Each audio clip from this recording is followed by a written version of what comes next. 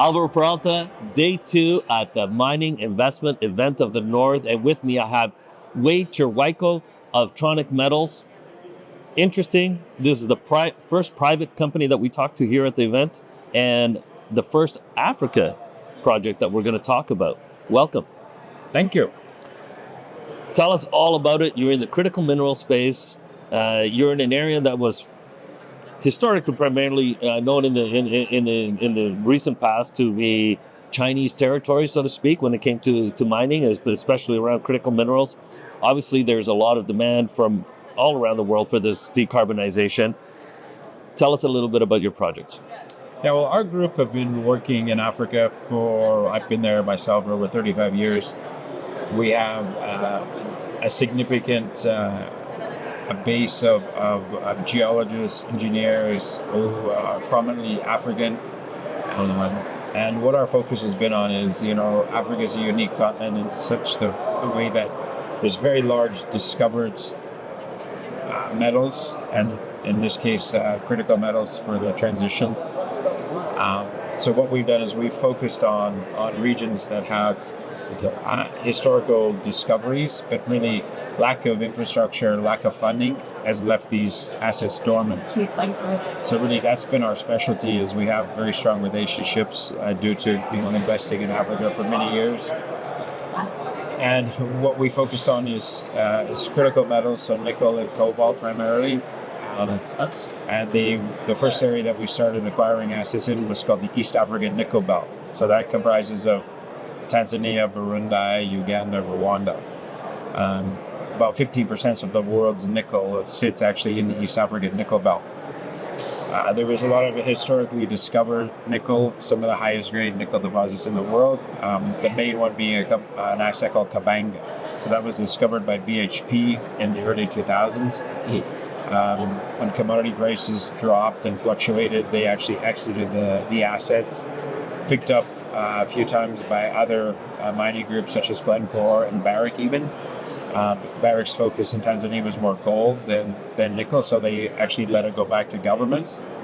And that asset then was picked up 2.5 years ago by a private technology company that have patented technology, low emission technology for nickel processing. It's called Lifezone. That group actually merged into a New York Stock Exchange SPAC last year. That SPAC was controlled by Goldman Friedman, Robert's son. That company now is listed in New York with a 900 million market cap. So we picked up all of the acreage adjacent to them in the neighboring country of Burundi. There was a lot of other historically discovered nickel assets in Burundi developed by private companies. So we've now acquired 3 licenses, which constitutes about 15% of the entire landmass of Burundi. So we basically control the entire nickel belt in Burundi. And why we like this project is the fact that there's going to be significant infrastructure being built. So it de-risks it from a standpoint of a small private company. We have BHP developing this Kabanga asset with Lifezone. They're building a very large processing plant.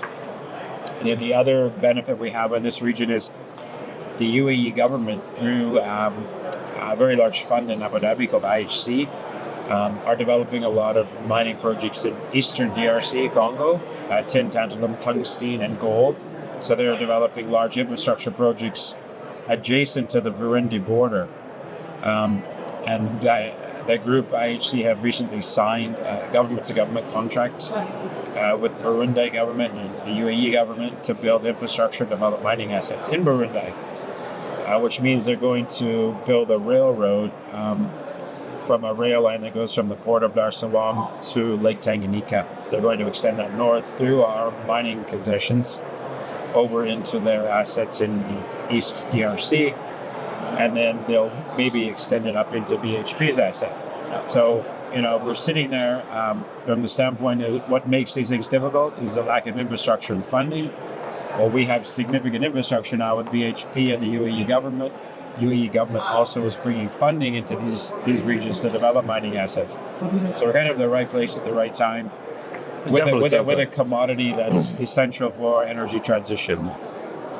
Absolutely, here the right time at the right place.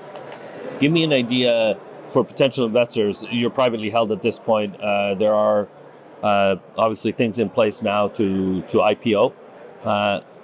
For the viewer, give us kind of a peek down the timeline for that. Yeah. So in addition to Burundi, we recently acquired, earlier this year, February, we recently acquired one of the world's largest undeveloped cobalt nickel assets in Cameroon. This is an asset that was controlled by a private American group. We spent about $110 million to date. Has a lot of U.S. government support.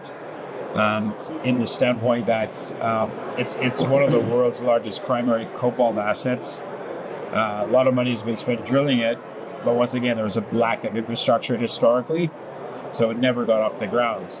Now what's happening is there's a lot of mining consortiums building a railroad from Congo, Brazzaville into Cameroon, from Cameroon in our mining region in the east over to the Caribbean Deepwater Port.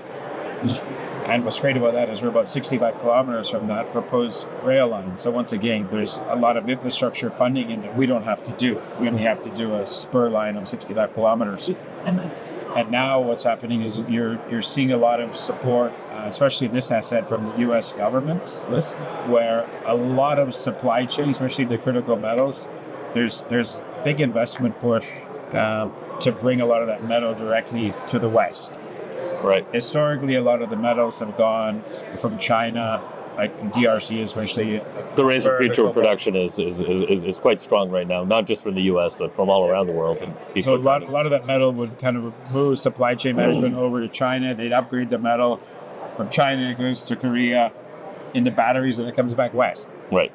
As you're probably aware, the Koreans are actually building significant battery plants in the U.S., about $6 billion worth of plants, from LG to Espig. They want the best of both worlds. So now they're in the U.S. with plants, but there's not enough metal in North America. Right. So that's why we think we're very strategically placed in West Africa to migrate that battery metal into the West. So what our strategy is from funding is we will look for strategic investment partners, and that could be U.S., could be the UAE because they're investing in the region while we're private. So maybe bring in a strategic partner, sell some of our assets in the private phase, and then look at going public maybe within 12 months. Obviously, the markets have been a little bit soft in all commodities, especially nickel prices. But there's been some issues recently with supplies out of Asia, where we think nickel prices in the long term, midterm to long term, will increase. The demand is going to be there. The listing we're considering maybe in the US or UK, just because they understand Africa a little bit better. Would you list both? We could do a dual list in the UK and the US. UK understands Africa very well. US gives you higher valuations, more liquidity. So I think they're probably better jurisdictions in an asset like this than listing in Canada. I want to switch directions just a little bit. You have a wealth of knowledge. You've been in Africa for a long time, and you understand the culture. And there's this whole aspect of human resource. I think that for the North American investor, we're kind of blind to. Can you give us an idea? You're in this belt in a prolific region. Yeah. What is it like in terms of human resource in order to carry out these plans? Yeah, look, that's something that people underestimate about Africa. The mining's been happening for centuries in Africa, so... Millennia. Yes. So there is significant talent in these individual countries, and then also in South Africa, where really, there is significant mining activities, and also in Congo. So there's a pool of talent, engineers, geologists, equipment, manufacturing in South Africa. So you can get everything pretty much on the continent, from human resources to physical equipment. People don't really appreciate that. People say, well, why would I want to go to Africa? There's no infrastructure, there's no people. Right, it's so backwards. We have to send the whole team over from Canada or US or Europe. But really, if you know how to integrate, and that's really what we do well, we integrate with local content, local service providers. Majority of our staff are African. Our chairman is Ghanaian. He was knighted by the Queen. He was the chairman of Ashanti and Anglo Ashanti. Yeah. So we really, if you have that African flavor, it actually helps you as well getting assets and getting respect from the host countries. So you're kind of just not that foreign guy coming in and bringing in a bunch of expats. You support local development. And what is the logistical advantage that you have in terms of supply chain management? Look, we can get majority of our equipment from South Africa, manufactured in South Africa. Most of our engineering work, geological work can be done by very reputable firms in South Africa. Easy to mobilize that equipment into Burundi or Cameroon. There's good shipping lines from South Africa. And then from a supply chain standpoint, with this infrastructure being built around our assets now, it gives us really good access to, let's say, these big demands for critical metals in the US and Europe. So that's really our whole focus will be Europe, US, and bringing in strategic investors and partners from the Middle East, from the US, from Ghana. What are some of the, you spoke about amassing perhaps some JVs and some investors that would get you to the point where you want to be before you IPO. For the retail investor, or perhaps for the business, family business type of investor, what are some of the flags that they should be looking for to know to pay particular attention so that they're ready to put their dollars in when it's time? Look, I mean, we do bring in strategic private investors now. Being private, we do look for strategic investors to join us in the early stage.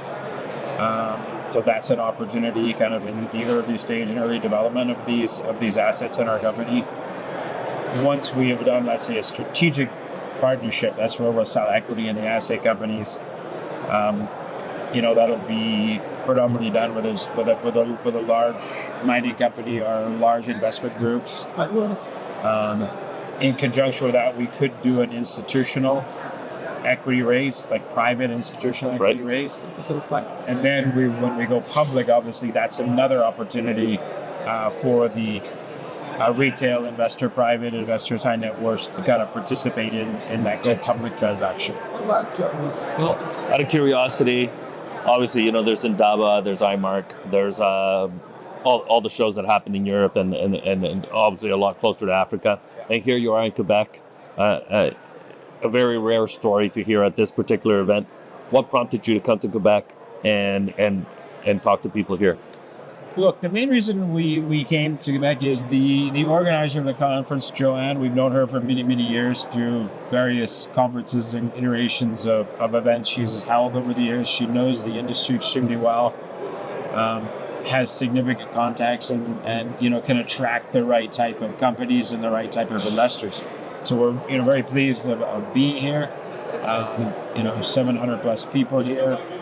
And it's not just, we've met institutions from London, from the US, so it's kind of an international flavor to it. So that's really the main reason we're here is the international aspect of it, and the quality of people and companies that's attractive here.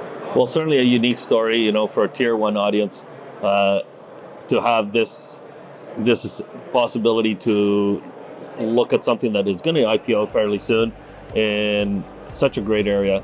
I really appreciate you stopping by and giving us some time. Appreciate it. Thank you. All right, it's a real pleasure. Thank you.